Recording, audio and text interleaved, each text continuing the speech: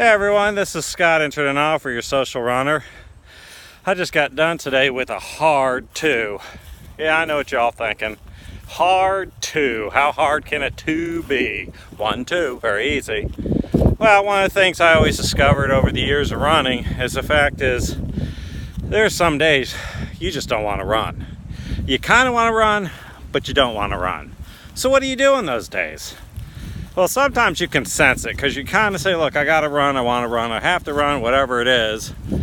And you get out there after about a quarter mile, half mile, you almost feel like you want to stop.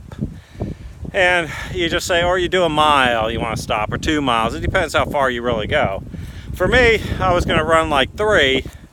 About 3 days or so, I'm going on this little trip and everything for a couple hours, and then I'll be home. Well, anyways, I decided, well, let me get in shape for these couple hours I'm going to be gone.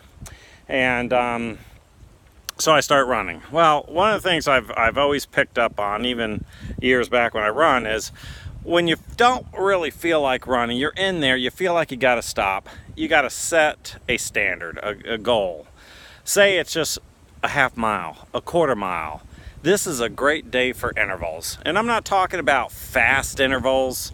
I'm not talking about 3/4 pace. Sometimes it's just a half or a quarter pace or just a jog interval. It gets you to get to your mileage. Like today I went ahead and did complete the 2. But I'll tell you that last mile, it shouldn't have been hard, but it was very, very hard. So I basically just kept my music going, I kept my thoughts going. And see, part of the reason why you just don't feel like running sometimes is you have a hard day of school, hard day of work, you have an argument with somebody, or there's things in your mind you got to do, there's a list of chores or whatever it is that's constantly nagging in your head. Well, that nagging is basically why a lot of times you just don't feel like running. But you gotta run. It's a lot of fun. Once you get out there, you're so freaking glad. When I finished that 2, I was, woo! I was just so happy to run. So when you get out there and you just kind of feel like stopping, guess what? Stop. Finish, but don't stop till you finish like a set goal, like a half mile, a mile. Like me, I have a little track, a course around my house that's actually a little over a quarter mile. And I usually run 5 laps as a mile, which is a little bit farther than a mile, but I pretend that each one is like a quarter. I'll do 5, or I'll do half, or I'll do 1. And if I do it over and over and over again, maybe I'll walk up and down my driveway. Guess what? I finish my goal, whether it's 2 miles, 3 miles, whatever it is. If I push myself like today, I'll get a minimum of what I wanted, which is 2.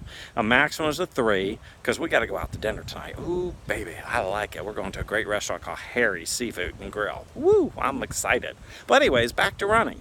Well, I just absolutely love to run, and these little intervals will get you through your tired day. You don't want to run, get out there and do a half mile. Go do a mile, do a quarter mile, and then rest and walk, and then do it again. And on the other hand, sometimes you don't want to run because you just ate. Oh, I ate like 2 hours ago, and believe it or not, I got to go out again. But that sat in me, but I knew all that was the blood's processing the food, but I just had to do it. I love running. It's so exciting, so refreshing. So the tip for today for your social runner is basically minimize your run. Get it out there. Make a set small goal and achieve it. Walk the driveway if you got to, and then go back at it again. Before you know it, you're done with what you want to do. Well, this is your social runner signing out. TTFN.